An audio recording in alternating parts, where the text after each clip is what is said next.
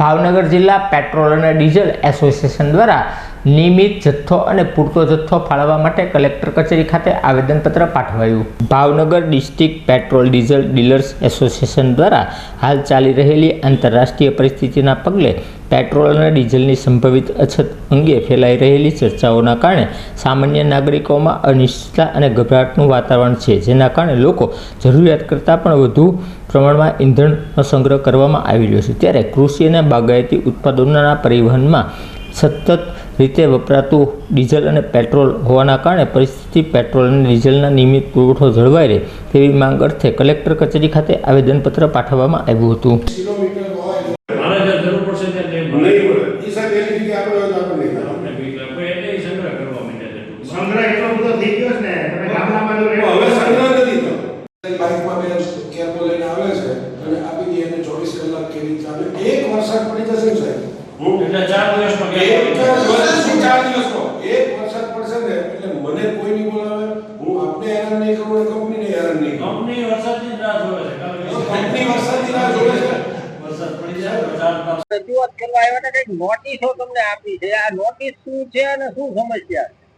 समस्या एवी है कि इमरजन्सी वाहन माटे 900 लीटर के 2000 लीटर पीड्यू रहवा दीधुं होय, जेम के 108 છે, કિલકિલાટ છે, આ બધાને ઇન્ડિયન ઓઇલના કાર્ડ છે, એટલે ઇન્ડિયન ઓઇલના ફિક્સ પંપે પુરાવા આવતા હોય છે, બરોબર।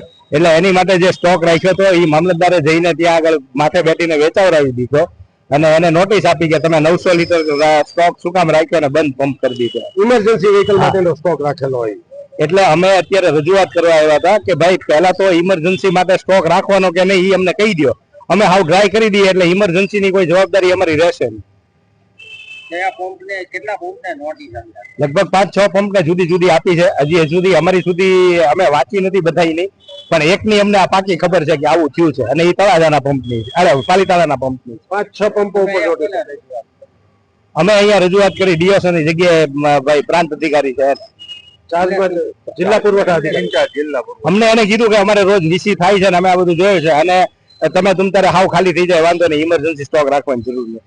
આઈઓસી નો કોઈ નિયમ છે નહીં? આઈઓસી નો નિયમ એવો છે કે 2500 લીટર અમારી ટાંકી ખાલી થઈ જાય, બરોબર, એટલે બંધ થઈ જાય પેટ્રોલ બરોબર છે। એ 2500 તો પંપે એક ટાંકીમાં પડ્યું જ રહેશે કાયમિક માટે।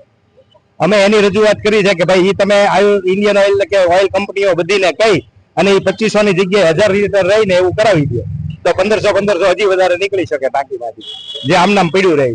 આઈઓસી માંથી એવું નથી કહેવામાં આવ્યું ના કોઈ ઓઇલ કંપનીમાંથી નથી કહેવામાં। સોહેલ ભુરાણી, ભાવનગર જિલ્લા પેટ્રોલ પંપ ડીલર એસોસિએશનનો સેક્રેટરી। આજે અમે જિલ્લા પુરવઠા અધિકારીને જે આ હાલની પરિસ્થિતિને લીધે પ્રોબ્લેમ ઉભા થયા છે, પેટ્રોલ ડીઝલની અછત ઊભી થઈ છે, એ માટે આવેદનપત્ર આપવા આવ્યા હતા કે ભાઈ અત્યારે જે આ પરિસ્થિતિમાં ભારત પેટ્રોલિયમ, હિન્દુસ્તાન પેટ્રોલિયમ અને ઓઇલ કંપનીઓ જે ત્રણેય છે એ માલ પેટ્રોલ પંપ વાળાને આપતી નથી પૂરતો અને અમારી પાસે જે માલ જે પમ્પેબલ હોય છે એ બધી ટાંકીમાં 2500 લીટર એટલે એક પંપે એવરેજ 7 થી 10,000 લીટર માલ આમનામ પડ્યો રહેતો હોય છે। જે ભાવનગરમાં આ પરિસ્થિતિમાં જો ઈ પમ્પેબલ માલ ઓછો થઈ જાય તો બધાને એક દિવસ તો મિનિમમ ચાલે એટલો માલ આમનામ પડ્યો રહેતો હોય છે બધાને। અને મેં એ રજૂઆત કરવા આવ્યા હતા કે અમારે પંપે કસ્ટમરની માથાકૂટ છે, કંપનીઓ માલ નથી આપતી અને હવે નવેસરથી પુરવઠા શાખાએ બધાને નોટિસો આપવાનું ચાલુ કર્યું છે। જે અમે ઇમરજન્સી વાહનો માટે માલ રાખેલો હોય, એમ્બ્યુલન્સ છે, પોલીસની ગાડી છે, ઈ સ્ટોક પણ વેચી દેવાનો અને જ્યારે ઈ સ્ટોક વેચી દઈએ ત્યારે ઇમરજન્સી વાહન એમ્બ્યુલન્સ આવે તો શું કરવાનું, એટલે ઈ માટે નોટિસો આપી, ઈ માટે અમે મળવા આવ્યા હતા।